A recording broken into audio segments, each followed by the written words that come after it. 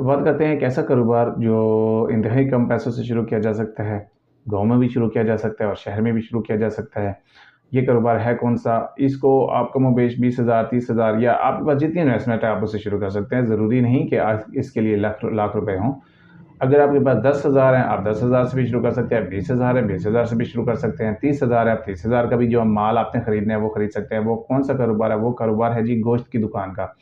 आप जो ब्रायलर मुर्गियाँ होती हैं, आप वो खरीद के गोश्त बना के मार्केट में फ़रोख्त कर सकते हैं और जिससे आप माहाना अच्छा भला मुनाफ़ा जो है वो कमा सकते हैं, अपने बच्चों का पेट पाल सकते हैं और ये कारोबार कोई गंदा कारोबार भी नहीं है, बहुत ज़्यादा अच्छा कारोबार है।